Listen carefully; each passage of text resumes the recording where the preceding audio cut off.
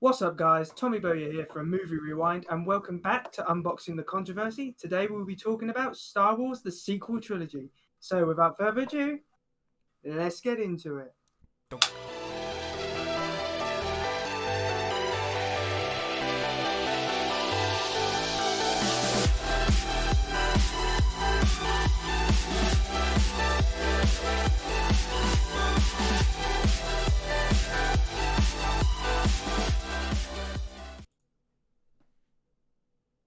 Star Wars, the sequel trilogy is a series of Star Wars films which ran from 2015 to 2019. Yay. I'm joined by Matthew Cholerton, Oh, hello, who's everyone.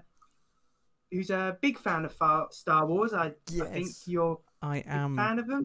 I am, yes. Because unlike you, who just watches the movies because they're the main movies, I like to read into Star Wars lore, and I watch The Mandalorian. I watch all the Clone Wars and Star Wars Rebels and all the other TV shows, which are actually very good. And The Mandalorian makes up for what we're going to discuss for the shortcomings in the sequel trilogy, because The Mandalorian was really good. Jon Favreau, thumbs up. But Disney Star Wars, Catherine Kennedy and Jar Jar Abrams and Ryan Johnson, yeah, Yeah, have made me as Matthew, unhappy. he's a big fan of Star Wars. I myself, am not a massive fan of Star Wars. I've seen the Star Wars films, but I wouldn't say I'm a Star Wars fan. I basically watch them just as films. I'm not a massive Star Wars enthusiast, so you might get offended by me if you're a big Star Wars fan and watching this video because I'm not big on Star Wars lore. Like that's why Matthew's here. Yeah, Matthew's the Star Wars fan who's going to pull me up on any points which I make, which sounds stupid in his eyes. don't worry. So anyway, the Star Wars has an interesting film history. Um, Overall, you had the original trilogy, which I think many people would say goes down as some of the most iconic films ever made, and the Oh yeah, effect they had on the culture and the sci-fi genre as a whole is huge. We're still feeling the effects of what Star Wars did on film today, I would say. And then you had the prequels, which was George Lucas having like 100% control yeah. over everything that was happening in Star Wars. And they have their fans and their critics. They're quite controversial in themselves.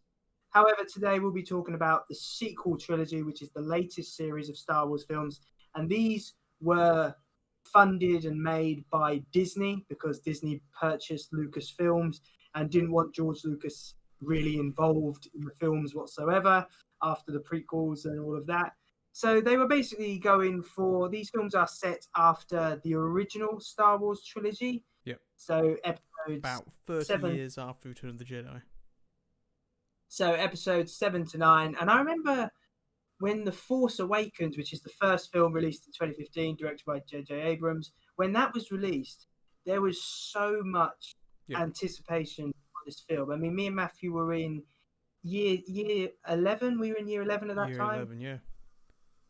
Yeah. And I remember seeing loads of people talking about Yeah. it. It was like this big thing. I think for you yourself, you even said that the Force Awakens was a big part Yeah.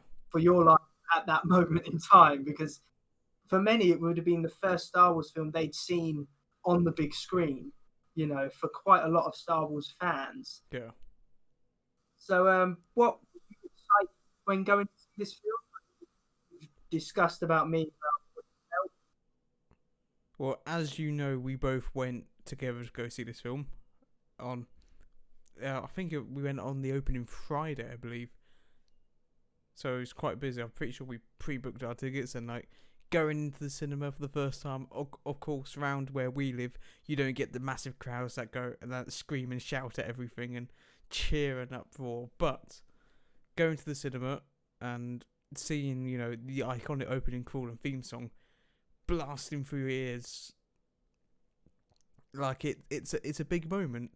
Like I can't remember like hearing the Star Wars theme, that vividly, like, on a massive big screen. Yes, I did go. I'm pretty sure I went to, as a small child with my parents to see, Revenge of the Sith back in 2005. But my memory of that's not, very strong. Whereas being able as a teenager to go in there and experience that properly, it sends chills down your spine.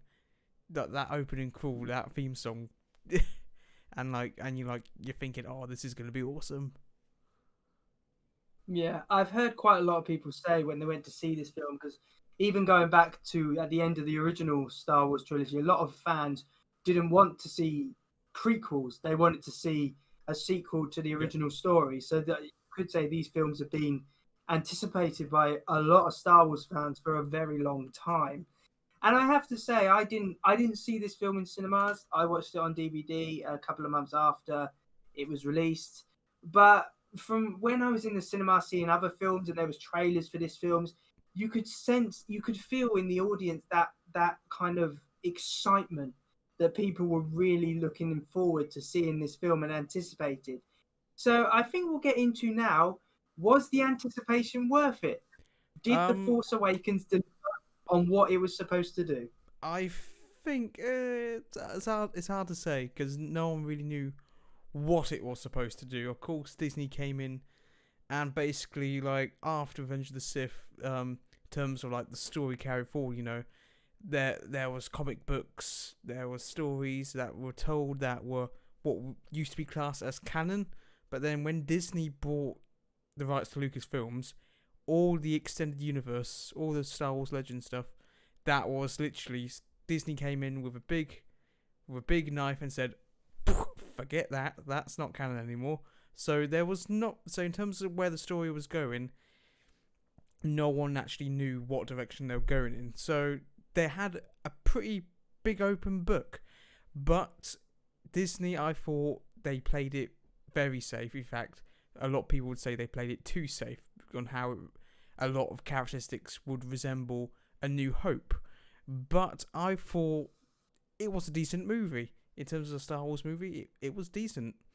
Um, Expectations were high for it to be, a really good movie to excel the Star Wars mythology. That was where people wanted to go. It didn't quite do that. It didn't quite, try and blow the doors off this whole new Star Wars universe. They played their cards very close to the chest, and I think in terms of getting a positive reaction of this film, they relied heavily off, the nostalgia of seeing, the Millennium Falcon flying through the screen, or seeing Han Solo and Chewbacca. A lot of the classic tropes that they played, and really relied off nostalgia to carry the positive reaction of this movie. Don't get me wrong, standalone story was alright. We're introduced to the new protagonists of this trilogy, which at the time we're thinking, oh yeah, this Rey could be quite a good protagonist. They don't reveal much about her backstory. It's quite mysterious. It's up to us to fill in a lot of the blanks. And yeah, I thought if they could, it was a perfect stepping stone to, bring Star Wars back and get it on people's minds again in a good way, which proved to be a good stepping stone onto what they could do. Though as we'll discuss later, that sort of fell apart. But in terms of a stepping stone, igniting a new trilogy, it was good. I would say I've got three words to describe this film: playing it safe. Yeah, Because as you've said, this film does play it very safe. I feel Disney, because they'd only recently purchased the rights to Star Wars, they were a little they didn't want to offend any Star Wars fans, because the Star Wars fandom is probably one of the most it's one of the most difficult ones to please, because I'd say there's so many varied opinions in Star Wars fans about what is canon and what isn't canon and what stories follow which. And as Matthew said, this before this film was made, there was loads of comics and stuff that said what happened after the events of Episode 6. So this film had a lot to juggle in terms of how to please everyone, and I think it did succeed because they played it very safe. yeah, They weren't trying to do anything outrageous. They weren't trying to change the law. They brought back some favorites like Harrison Ford as Han Solo, who I'm pretty sure he only came back because they were going to kill him off. He said, yeah, "I'll come back, but you got to kill me off." yeah. He did say that. Yeah, So Yeah, so it was the older characters there to kind of see in the new characters, if that makes Yeah, sense. You know, they were because they were the ones the fan recognized, but they weren't the main characters. They were more side characters in the background compared to the new characters. yeah, And I thought Rey in this film was actually pretty strong. You know, she was very mysterious. You didn't really know what she was about. I think this film has a good twist because from all the trailers and even throughout this film, you're thinking that Finn is going to be the yeah. Jedi, Oh yeah, yeah. Back when, and then it turns out it's going to be Rey. So that was a good plot twist. yeah, You need a good plot twist, and that was done very well. I thought, and I have to say, in terms of the action scenes, the lightsaber battle between Rey and Kylo Ren near the end of this film, I think is a really strong lightsaber battle. It's quite down. It's more gritty and down to earth than a lot of the prequels, more elaborate and over the top yeah, lightsaber battles. It felt more grounded. I think the main problem I have with this film is the more you rewatch it, the more you realize how safe they're really playing it. It just feels like they watched The New Hope and then just took quite a lot of elements from that. And a lot of it, as you said, is based on nostalgia. The fact that no one has seen a Star Wars film in cinemas yeah, for so long, but now we're seeing new films released, you know, pretty much every other year, aren't we? Of a Star Wars film or relating to Star Wars. The magic of this film starts to wear off a bit yeah. because realize it's just trying to build up people's nostalgia. Though they did it in a good way, whereas the sequel trilogy, the prequel trilogy, full CGI galore, everything. Um, this movie they tried to make like the originals, so they actually shot on film cameras. I Instead of digital, which at the time everyone was using digital cameras, they shot on film cameras for that authentic, cinematography feel, and also the set designs. A lot of it was all physical sets. To the animatronics, the amount of animatronics of all the different creatures and stuff that they actually put in was pretty impressive. So they relied, of course, for the big scale, space battles and like Starkiller Base and planets blown up. Of course, that has to be CGI. But in terms of like individual set designs where you're up and close, it was all real. It wasn't all CGI like Yeah. we saw in the prequel trilogy. Oh yeah, I think that's one thing I do like about this film is the fact that there is a lot more. There's a lot less CGI than what there was in the prequel. In the prequels, there was too much CGI, and it looked quite fake. In this film, because quite a lot of it's practical effects, it doesn't fit. It's not fake. You know, it feels like it's real. The actors are actually talking to other things and interacting with certain objects. So it's not as bad as it was in the prequels. I can watch this film and enjoy it as a as Yeah, as a film. I'm not a massive Star Wars fan, but I can see if you are a Star Wars fan, it brings back a lot of memories. It's got a lot of callbacks to the original Star Wars films, and I suppose at the time, especially, it was just good seeing like Han Solo or Princess Leia on the big screen again, having not seen them on the on the big screen. Well, in your lifetime, you never really saw them on the big screen, no, so seeing them on the big screen as those characters is probably a really big deal. And in terms of starting off a trilogy, I think this film got quite good praise from the yeah. critics. I think quite a lot of critics enjoyed this film, and I think it made a lot of money. It I can't remember the it exact at the figures, but time, yeah, it did make a lot of money at the time. Or I can't remember the exact figures, but I'm pretty sure it was. I can't remember the exact figures. I know it was a lot of money. It wasn't quite, Avengers Endgame level record breaking, but no, it did. I think it did become the third highest grossing. So it couldn't at the time. I don't think it beat out Avatar or Titanic at the time, but pretty damn close. So it oh, did make a hell of a lot of money. That's for sure. it was the film of 2015. It was You close to know, 2 billion. Yeah, it was I mean, there was quite a few films like Age of Ultron was released in 2015, but Star Wars was the one which Yeah. everyone was anticipating. That was the film which made the money that year, and they got off to a good start. Disney won over the majority of Star Wars fans, and everyone was excited. And then we head into the sequel released in 2017, Yes. Star Wars: The Last Jedi, and this is one of the first peculiar things Disney did. At first, Disney didn't want one director doing all the films in the trilogy. They wanted different directors doing each film. So J.J. Abrams did the first film, and he left a plan for how the other two would follow, but he was not directing them. So they got Ryan Johnson, who at the time was an up and coming director, who everyone was mad about. You know, Disney was saying how great he was and how he was going to go places, and he had his own trilogy, spin-off trilogy planned, and all that. But the problem was Ryan Johnson didn't have to follow the plan made by No. J.J. Abrams. The He could thing do is, there was what no he wanted. plan. There, No, like where we have like in the MCU you got Kevin Feige who's overseeing the plot of the MCU. He's even planned advance for the next 10 years, and well, yeah, someone like Kevin Feige who he's a funny story. He's actually been brought into Star Wars now to shape the story of that of our trilogy of right. that as well.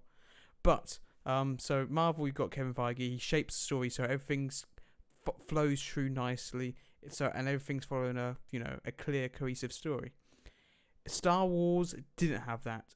So what it was going to be was, J.J. Abrams did the first one, then Ryan Johnson literally had an open book to continue how he Yeah, I saw mean, fit without actually having to think about how you're going to end it, which was the problem. yeah. And for a man who was and Ryan Johnson's been very honest about this. He said, with The Last Jedi, I acted like it weren't the second film. Yeah. It was just like its own film. And that is one of the problems.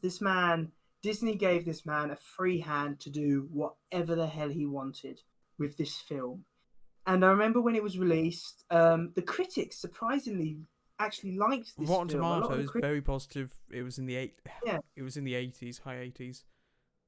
And I remember we were in sixth form, Yeah. and we hadn't seen it yet. And uh, someone we knew from sixth form, I won't say his name though, came in halfway through our class. And he said, "Oh, I've gone to." He said that film's crap, and he was quite a big Star Wars fan. He just said it's crap. It's rubbish. It complete. And so we were like, "Oh, okay." So when we went to see, I remember coming out, and at first, after seeing it, you're in a state of what was that? Yeah. You don't know. I think the problem with this film is everything The Force Awakens sets up, this film Blah. takes it out. You know, who is the mysterious Snoke? He's dead. You know, wow, Luke Skywalker has returned. He doesn't care about the Force anymore, and now he's dead. Yeah. There's all these things in this film which it feels it feels like Ryan Johnson was just kind of going a bit insane on set. He was just like, I want this to happen. And then Disney executives came in when he finished and were just like, oh my God, what the hell has he done? And as you said, it feels like there was no one overseeing this film. Like there was no executive or something sitting there and thinking, like, does this make sense? You know, we got Force Awakens here. Does this make sense?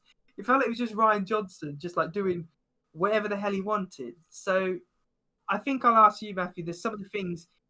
Are there things in this film which you enjoy, or Um, are there things I'm you gonna be like about this? honest. It's not a very memorable film. There's no like No. apart from the scene when they kamikaze the at light speed the ship into the other what's it the big Star Destroyer. I forgot what it's called now. Oh yeah, don't you remember there was a guy in the cinema who went, oh, in that. Right. That's the only scene I can actually properly remember from this movie. If I'm being honest with you, yeah, there wasn't a I'd whole much of memorable and enjoyable substance to the film. To be fair, with how they actually handled it. I'd say there's some okay bits of this film. I think fight scene with Yeah. when Rey and Kylo Ren team up to defeat the guards, I thought was really good Oh yeah, action scene. and the throne scene room as well. That when they that action piece was quite well directed. That, in my opinion, as well. I forgot about that, to be fair. But apart from that, this There's film a annoyed me. load of there's a load of things in this movie, and Ryan Johnson said it best. He said there's a load of things in the film which subvert your expectations. And sometimes subverting your expectations works in a film, but in this film, it leads to a lot of letdowns. Because there's no payoff. As I've already said, Supreme Leader Stoke, he's built up in The Force Awakens as this big thing, and you Yeah. saw, even by the trailers of this film, he seemed to be like this unstoppable force. And this most powerful force user in the universe is just killed. Yeah. Just like that. It just kind of, he's dead. Don't worry about him. He's nothing. Luke Skywalker, who was, the cliffhanger of The Force Awakens, he's there and you think, oh my God, he's going to train Rey and that. He just throws the lightsaber away. He's not interested.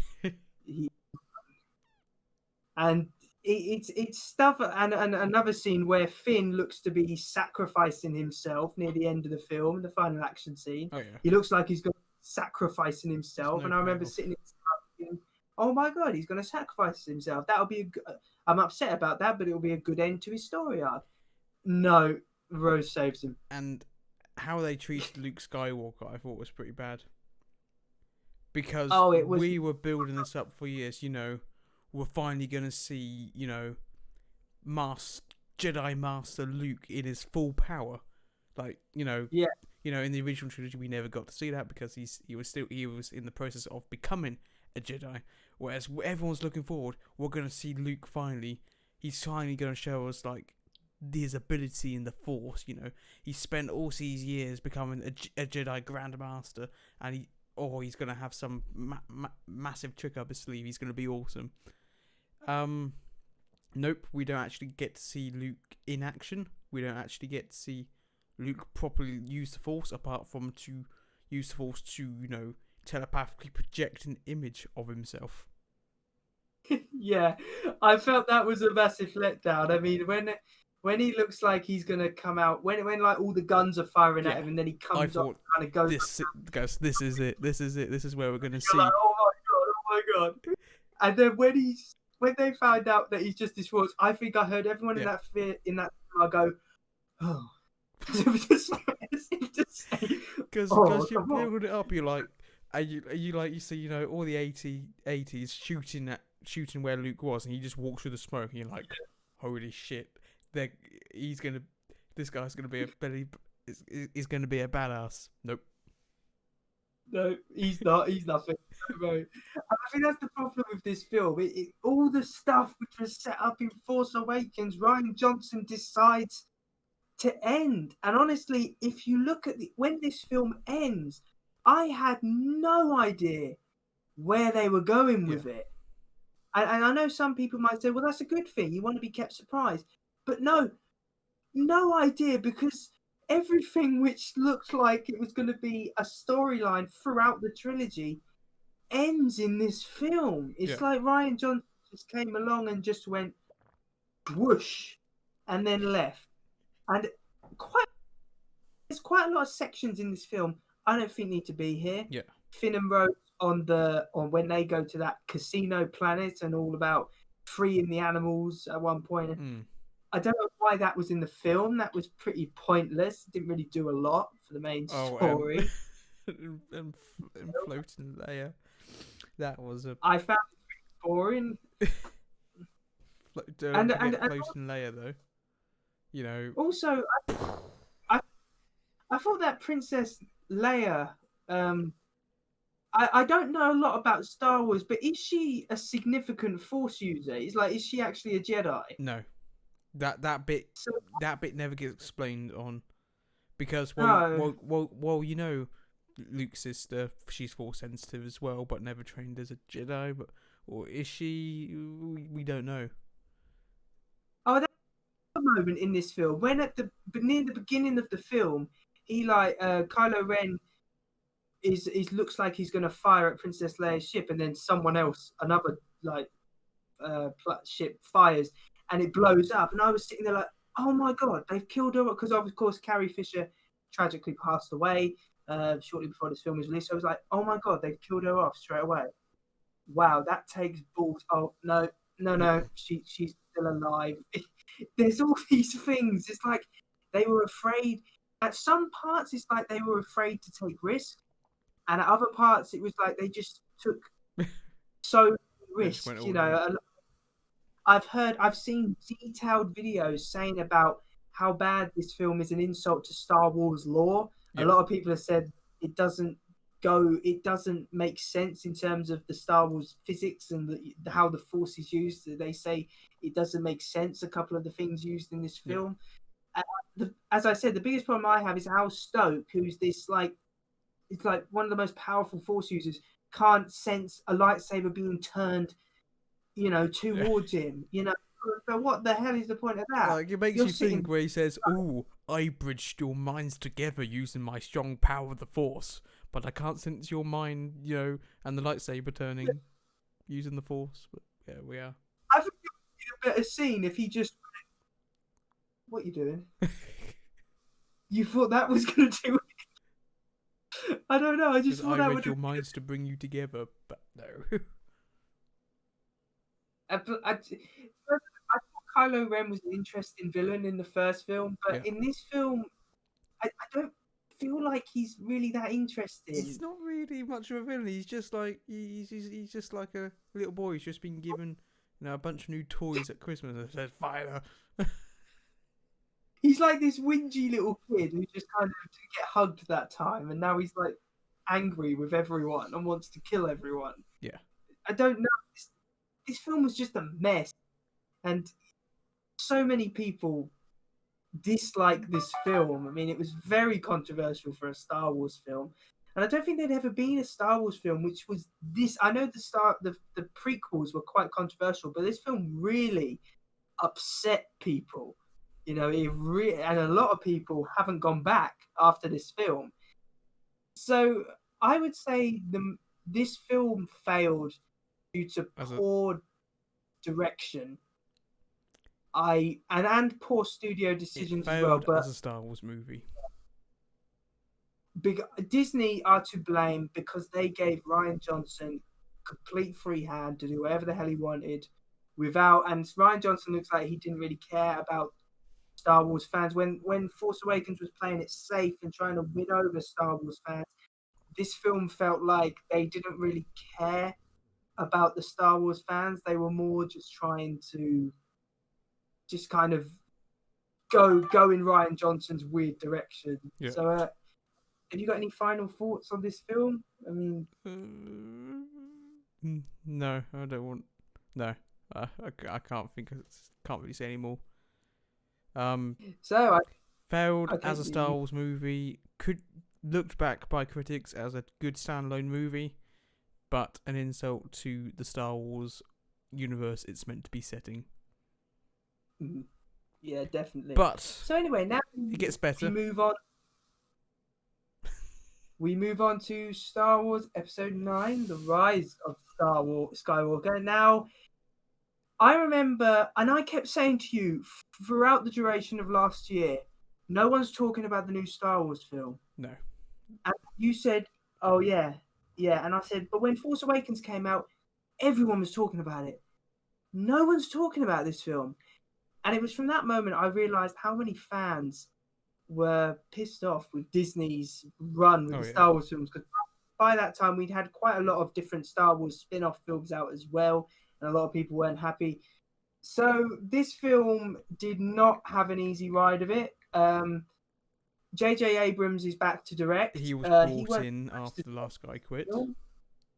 Yeah, he weren't supposed to direct this film, but the other guy quit, which when a director quits halfway through filming of a film, 9 times out of 10, it's not going to be a great film. So J.J. Abrams had to pick up the story and write the story and sort it out and think of a way to end this, which J.J. Abrams, as we all know, is not really the man to end things. In fact, I don't think he very rarely ever ends things. He's the guy you bring in if you want to set something up and start off something. Yeah. He's never been known to, conclude a big trilogy. No, J.J. Abrams is a lot better at starting up film series than he is at ending them. He doesn't like ending film series. He just starts. He did that with Star Trek. He started up the Star Trek film, didn't he? The newest incarnation of that, and he did Force Awakens. But they got him on board because I think Disney were lost here. They were like, oh my God, we're in big trouble. There's been loads of rumors that this film was still filming like 2 months before it was due to be released. They were still filming reshoots and things like that. And there was quite a few Star Wars fans that were like, well, maybe this film will be good. Maybe it'll be better than The Last Jedi. But I can say, and I think Matthew knows a lot more about this than me because he went to see the film. But in my personal opinion, seeing this film a couple of weeks ago, I found it really disjointed and confusing. Now, Matthew, what's your thoughts on this? Because you saw it when it was released. Well, it's also another thing I want to mention. J.J. Abrams was the writer of this film, but also there was, from Disney, a lot of studio interference again, which, when we see studio interference happens, the films always crumble. Like we've seen this across the board. But what's my opinion on this movie? Stupid. Absolutely stupid. And because they sport everything in the trailers anyway, so I wasn't really surprised with just how. Actually, no, I was surprised with how they did it. Like the opening crawl, I'm gonna admit, in the opening crawl, I've never done this to a Star Wars movie. The opening crawl, I laughed because it's just suddenly Emperor Palpatine has returned, just like that. No. Yeah, it's like if you're one of those loyalists that don't watch any of the trailers or any of the film, or read any videos of that, you're sitting there and all of a sudden, what? No, but it's not the fact that Emperor Palpatine's returned. It's how they did it. It's just he's there. But the thing is though, they bring in and they show him in the first scene. The thing is though, they're like, Palpatine's returned. I thought, like how they handled it. To start off with, I thought, okay, this is stupid, but okay, maybe they're going to have a good explanation when the movie actually starts. Nope, he's just there. No explanations given. He's just there because they can actually think of anything else or to actually wrap the story up. Snoke, Palpatine, Kylo Ren. How are we gonna explain this? Oh, it was Palpatine this whole time, and we're like, so really, I've just wasted 2 other movies setting up what could be like an awesome plot, and you're like, nah, it was Palpatine the whole time. Yeah. When I saw the first trailer and heard Emperor Palpatine's laugh, the first thing I thought of, they've run out of ideas, so they're just bringing back old villains, which, to be honest, Emperor Palpatine, I know he's iconic in many Star Wars fans' eyes, but, he was the main villain. He was like the main villain of the prequels and was pretty much one of the main villains of the original trilogy as well. So for him to be behind the events of the sequel trilogy as well, you're like, come on, man. How much are you in charge of? And that's a problem I had with watching this film, because that means Snoke, which at first I thought Snoke was an interesting villain. I thought he was powerful and he was something different and mysterious. But no, he was just a puppet used by Palpatine. Yeah, he was literally just a being that was controlled by Palpatine. That was stupid. Kylo Ren in this film is no longer the complex villain he was in Force Awakens. I don't know. He's Rey's love interest, isn't he? Something like that. I don't. Yeah, they tried to play it off that way, but it fell flat. And this whole subplot about Rey being Palpatine's granddaughter. Yeah. I was like, first of all, when did he have time to do that? That's never explained. To have when did he have time to have children? Was this before he looked like? Yeah. Was this before the prequels or was this after the prequels? No one explains like what happened there and what I don't know. That I felt like that would be an interesting film. Seeing Palpatine woo kind of this woman or something. I don't know. I felt that would be more interesting than the film we got. And for some reason, Princess Leia, I mean, we've already discussed is she a Jedi or not? But in this film, they go through the route that, like, yeah, she is. You know, I think she even had her own lightsaber in this film at one point. Yeah. What the hell? I know women are powerful, yay for feminism, but do we really have to? Because that, you know, I can see that upset me, and I'm not even a big Star Wars fan. I was like, come on, I can see the plot hole there. When did she become a Jedi? They never explain it. I don't think they ever actually explain it. Well, And, they did show a little flashback scene of Luke did sort of give her a little bit of training in one of the scenes, but that was pretty much it. Like, we never thought, Luke tried to give her a bit of training, but never really went through with it. Yeah, she just had a connection to the Force, but suddenly, like, no, actually, she's actually much stronger in the Force than anyone actually realised. Yeah, well, that's another thing about the Rise of Skywalker, but these trilogy in general. It's like we're bringing back all your favorite characters: Han Solo, Princess Leia, Luke Skywalker. They're all going to be dead by the end of this sequel trilogy. We are bringing them back to kill them, basically. That's what we are doing. And I know Princess Leia's death couldn't be helped because of Carrie Fisher. Obviously, I'm not denying that, but I still find this film is trying to say, right, they're gone now. You need to become invested in these new characters, but the new characters are so poorly written. They don't have any depth to them or any development done that you don't relate to them whatsoever. I've heard plenty of people say that Rey is a, what do they call it, a Mary Sue, Yeah, or just where like she's like powerful and almighty and everything. And I thought Rey's arc fell apart completely in this movie.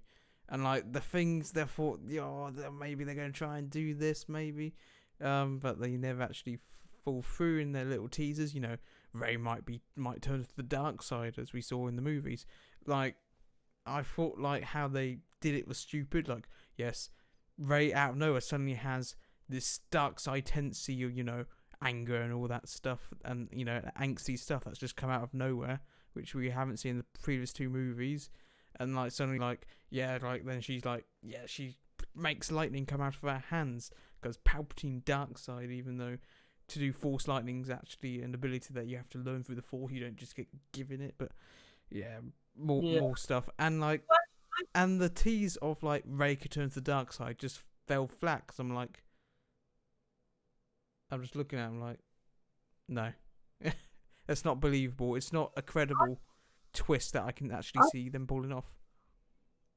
I think the Force lightning scene could have worked, but in a different context. I feel like if Luke Skywalker was training her in the second film, then all of a sudden, out of nowhere, while she was trying to defend herself, like a bit of Force lightning came out, and then I feel like that could work because the audience would be like, "Oh my god, what does this mean?" And I feel like that would have worked, but because they practically said Palpatine is in this film, Rey could turn to the dark side. It weren't a surprise. You were kind of expecting it. Yeah. And Rey is not a very interesting character. You can tell they didn't plan out what they were going to do with her at the start of this trilogy because for every film she goes through a different thing. In the first film, she's this scavenger, this loner. You don't know a lot about her. In the second film, your parents were nobody. And then in this film, but your granddad was Palpatine. It was like, wait a minute. One minute you're saying she's not important, so anyone can become a Jedi. The next minute you're saying, well, actually, that's not true. You have to have someone in your family who's a Jedi first. This movie is full of scenes where they're like, oh, what am I going to do? They're doing this. They're like, oh my god, they're actually going to do this. And like suddenly they retcon it and it's like, oh no, you didn't need to worry about that. It's like the scene, like that scene we're talking about where we think, oh my god, Chewie's dead. Like, actually this movie does have consequences. We're like, oh, holy shit. And like then all the characters are like, oh, Chewie, like he's dead. Like, oh my god, like all the characters grieving. 5 minutes later, Yeah, the only characters they kill off are the actors who don't want to appear in it anymore. yeah. You should know that. By I was like, this movie has no stakes, and you don't feel any emotional stakes. Like you're not thinking like, oh my god, like what's gonna happen? I'm on the edge of my seat. You're just like, they won't do anything. Like they'll tease this, but there's no consequences or no actual heartfelt stakes, because the stakes that you're meant to feel don't make sense and literally come out of nowhere. So Palpatine and the Sith fleet, which just comes out of the ground out of nowhere. Like how the and so you got all these ships. Okay, yeah, you can argue, but he could have transported all them ships as a contingency plan. But how the hell has he got an entire army as well now? Full of cannons, which are more powerful than the Death Star. He's got thousands of them. Doesn't in this film one of the generals, I can't remember his name, the ginger haired general, turns out to be a spy in this film for the Resistance? Well, I saw this a couple of weeks ago for the first time, and I saw that scene. I was like, "What? Yeah. What? You like it?" There's so many moments in this film. It's like, well, that weren't teased. That weren't even. You can't just do something like that. You got to at least set it up a tiny bit, even if you had him have a little look like, oh, or something. I don't know, something. But that was so out of nowhere. You in all of these films prior to this, you had no idea they got a spy on the inside, and then you could have speculated who the spy is. But no, it's just we have a spy inside, and it's him. Oh, okay, that makes no sense. But okay, I guess it feels like J.J. Abrams came in and was just like, oh my god, it's like he started off doing a jigsaw. Then Rian Johnson came along and kind of just threw it up in the air. And then J.J. Abrams has come back and gone, oh my God, I got to try and fix this. And he's got no idea how to make a coherent story end, which will have people say, wow, that was a good end to the trilogy. Yeah. This film would have struggled to have a good end to the film, just as a film in general. But as the end of a trilogy, it just doesn't feel like, wow, that was worth watching this trilogy for. It doesn't have that feel. And Disney did what they did with Force Awakens. They try and bring classic characters from the original trilogy back into this film, because they're like, look, Palpatine's here, Lando's here, let's get the audience in. I don't think the audience having any of it. They were just like, look, you lost us at the Last Jedi. You don't understand Star Wars. You have no respect for us fans. And because remember, there was a load of stuff on Twitter. Rian Johnson had been very active on Twitter, having a go at fans and saying how stupid fans were and how they need to grow up. So there was a lot of that. So I'd say people refuse to go to see this film out of principle. I feel like not everyone. I feel like there was quite a large bunch of Star Wars fans who said, right, if you don't respect what we've got to say, we're not going to go and give you money and see this film.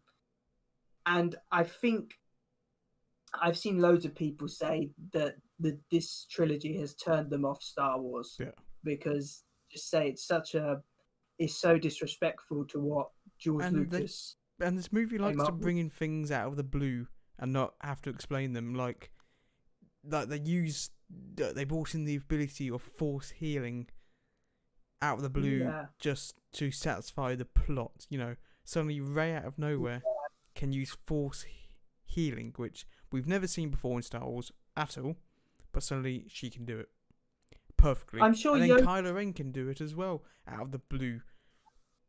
I'm sure Yoda said in one of the prequels, the only ones who can heal are Sith Lords, because that's why Anakin Skywalker at first went to Palpatine, because Palpatine said Sith Lords can heal people, we can stop your loved ones from dying. And he was worried. The Sith they said the Sith could bring people back from the dead.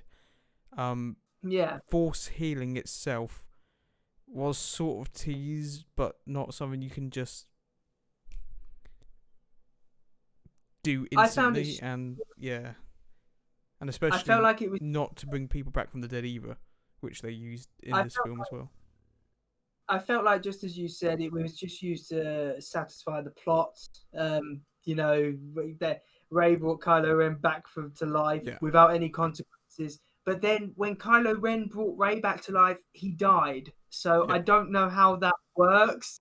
no, uh, Maybe he and was like a in man. terms of I don't. how they treat the Force is just ridiculous. Like Emperor Palpatine when towards the end where he has Kylo Ren and Rey, and he's like, "Oh, a Force dyad! I've not seen this powerful for ages." Even though Snoke was the one who apparently bridged their minds together and connected them with the Force, but no, Emperor Palpatine never saw this coming.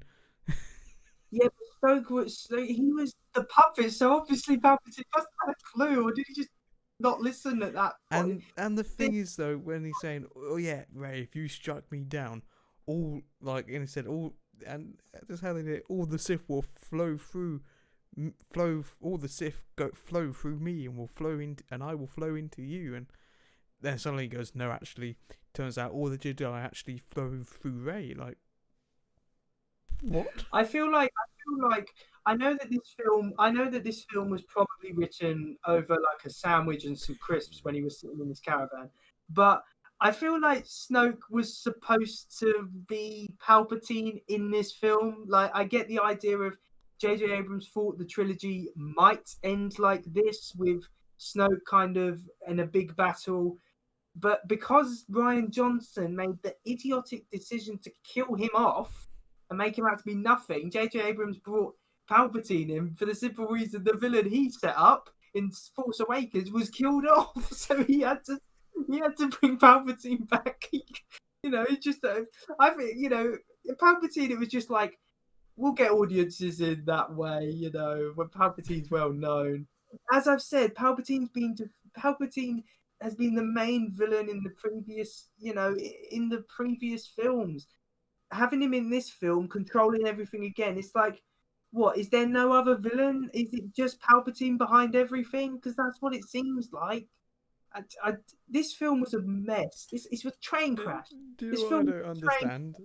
Is the ending. Emperor Palpatine absorbs Kylo Ren and Rey's powers. Suddenly, he's able to produce enough lightning to bring down an entire galactic fleet comprised of all the ships of the galaxy and all that.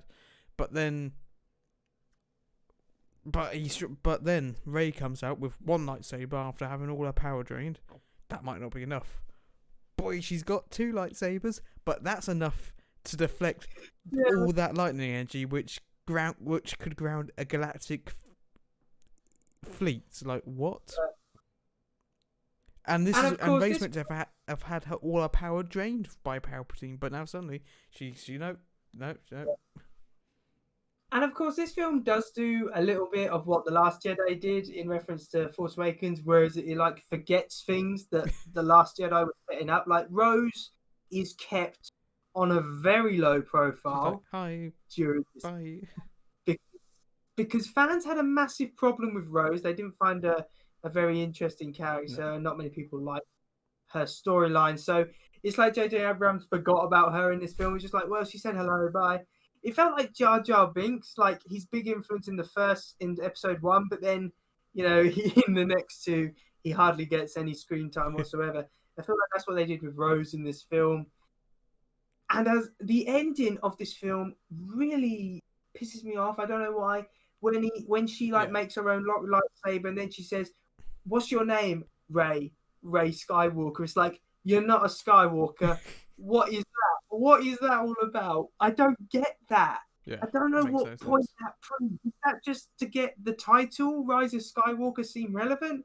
Or is it just to make fans go, or did they think fans were going to go, "Oh, Skywalker, I know that name"? It doesn't.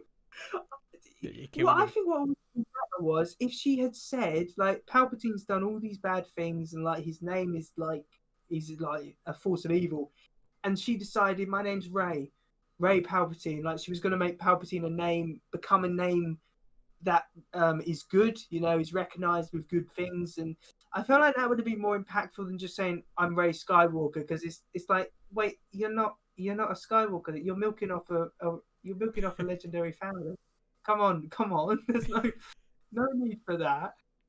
I mean, final It's thoughts from ridiculous. you on this film? Rather forget it. Yeah, this That's all right. this I got my Star Wars fix made up of this movie because we had The Mandalorian and season 7 of Star Wars Clone Wars, which was actually really good. So that yeah. sort of made up the bad taste of Star Wars that this film left in my mouth. And quite frankly, I want to forget this film exists. And if it wasn't for Tommy wanting to make a video on it, I would have probably kept it that way. Now, I think the last thing we'll talk about is the legacy of the Star Wars sequel trilogy. Like, why is it so? In Yeah. unboxing the controversy, we try and find out why films are so controversial, and I think it's quite simple for the Star Wars sequel trilogy. If you don't please the fans, then you're on course to deliver quite a poor film. The Force Awakens got fans interested in Star Wars again. It played it very safe. They went out of this world with The Last Jedi, and that wound up all the fans. And then by the time Rise of Skywalker came along, no one was really interested anymore because Yeah. Last Jedi had lost them. Disrespect the And, law, you disrespect me. yeah, the Last Jedi is the worst film, and this is a failure in Catherine Yeah. Kennedy and Ryan Johnson. I blame them principally because it is their failure to deliver a coherent story And that caused this trilogy to fail. I think the Rise of Skywalker shits all over the original trilogy. I think this destroys, the grand, Palpatine being defeated, the grand evil of the universe being defeated once and for all. The sacrifice of Darth Vader, return to the light. I think this film decides to shit all over that.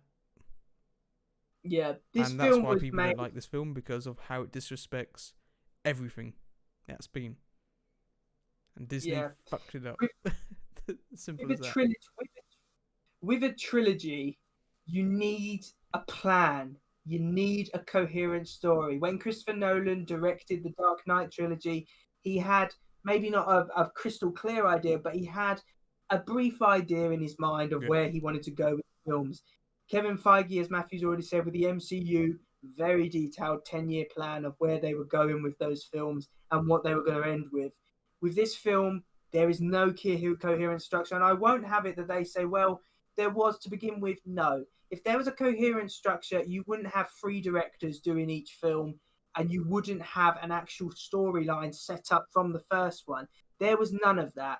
The directors could do whatever the hell they want, and Ryan Johnson was such a poor choice to direct this film because he did what he wanted. Maybe he weren't ready to direct a film as big as Star Wars was, because Ryan Johnson has said he makes films which 50% like, 50% hate.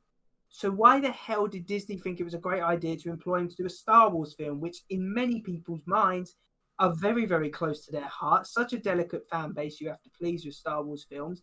Why the hell did they pick a controversial director to direct a Star Wars film? It doesn't make sense to me. No. Oh,